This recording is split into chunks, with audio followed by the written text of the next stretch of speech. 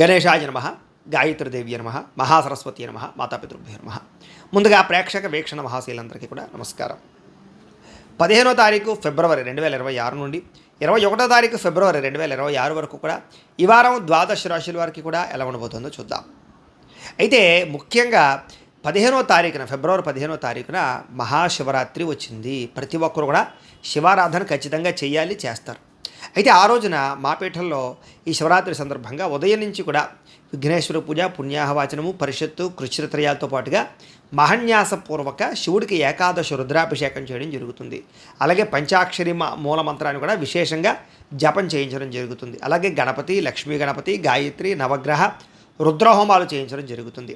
అంతేకాదు ప్రదోషకాలు అంటే రాత్రి సమయంలో లింగోద్భవకాలలో కూడా ఈశ్వరుడికి విశేషంగా అభిషేకం చేయించడం జరుగుతుంది. మొత్తం అనేక రకాల 108 రకాల మూలికా ద్రవ్యాలతోటి ఇవన్నీ చేయించిన తర్వాత వీటికి సంబంధించినటువంటి ప్రసాదాన్ని మీకు కొరియర్ ద్వారా పంపించే ప్రయత్నం కూడా చేస్తాం.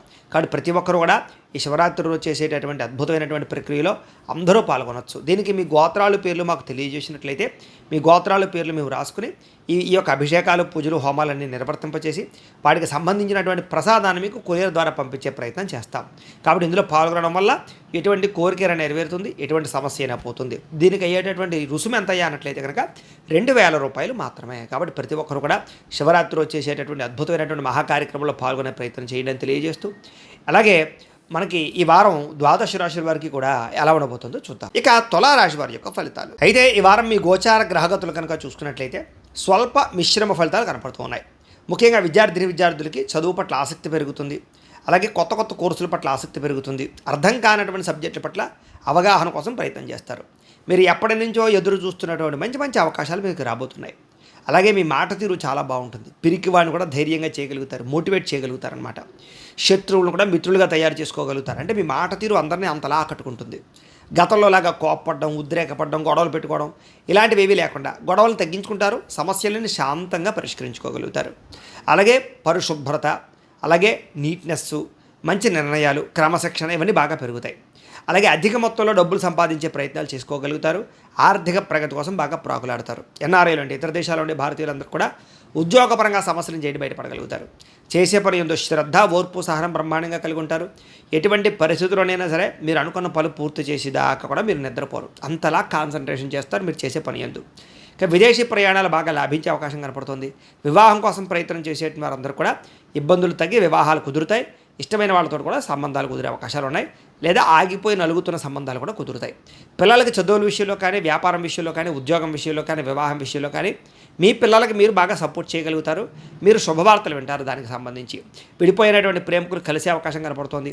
భార్య భర్తల మధ్య కూడా సంతోషంగా కలిసి జీవించడానికి చక్కని ప్రణాళికలు వేసుకోగలుగుతారు. ఇద్దరి మధ్య రిలేషన్షిప్ బలపడుతుంది.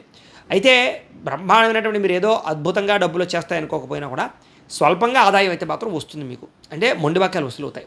కుటుంబ సభ్యులతో సంతోషంగా కాలం గడుపుతారు. కానీ ఖర్చులు అధికంగా కనపడుతున్నాయి, జాగ్రత్తగా ఉండాలి.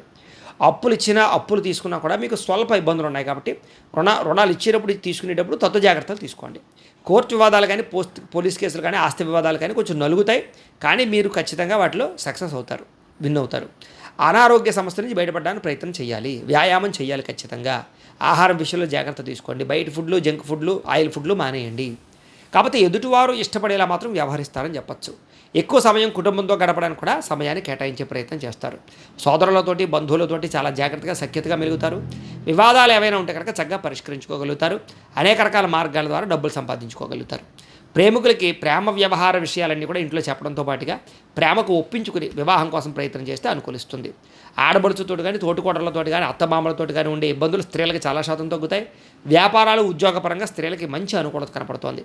ఇంటి నిర్మాణ పనులు వేగంగా జరుగుతాయి. అలాగే గృహాలు కొనాలనుకున్నా అనుకూలంగా కనపడుతోంది. విద్యార్థులు కూడా చదువు పట్ల ఆసక్తితో పాటుగా పెండింగ్ సబ్జెక్టులన్నీ క్లియర్ చేసుకోగలుగుతారు.